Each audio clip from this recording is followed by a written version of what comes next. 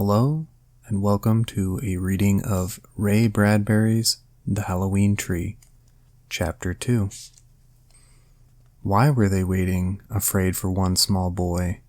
Because Joe Pipkin was the greatest boy who ever lived, the grandest boy who ever fell out of a tree and laughed at the joke, the finest boy who ever raced around the track, winning, and then, seeing his friends a mile back somewhere, stumbled and fell, waited for them to catch up, and joined, breast and breast, breaking the winner's tape.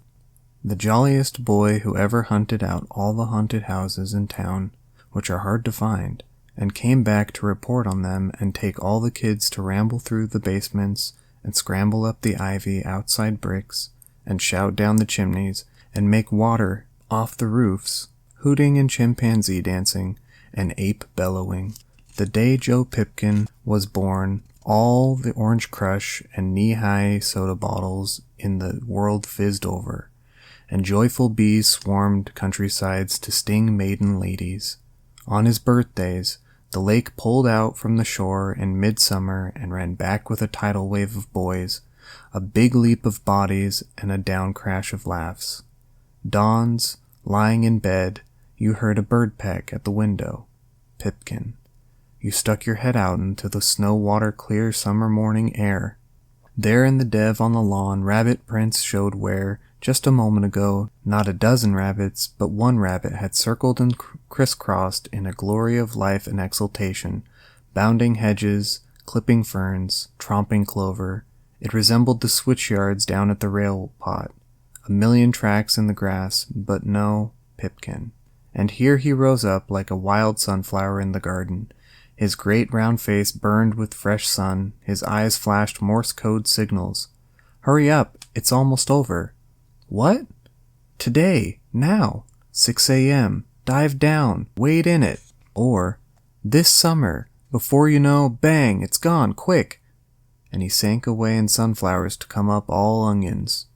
Pipkin, oh dear Pipkin, finest and loveliest of boys. How he ran so fast no one knew. His tennis shoes were ancient. They were colored green of forests jogged through, brown from old harvest trudges through September a year back, tar-stained from sprints along the docks and beaches where the coal barges came in, yellow from careless dogs, splinter-filled from climbing wood fences. His clothes were scarecrow clothes, worn by Pipkin's dogs all night, loaned to them for strolls through town, with chew marks along the cuffs and fall marks on the seat.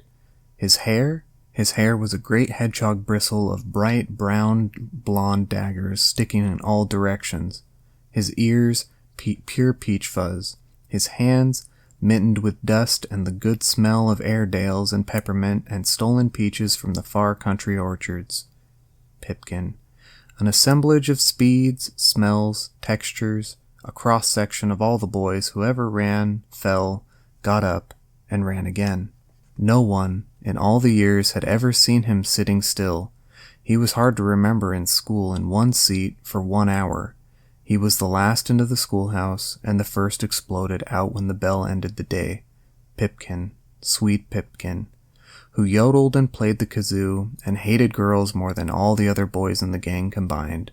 Pipkin, whose arm around your shoulder and secret whisper of great doings this day protected you from the world.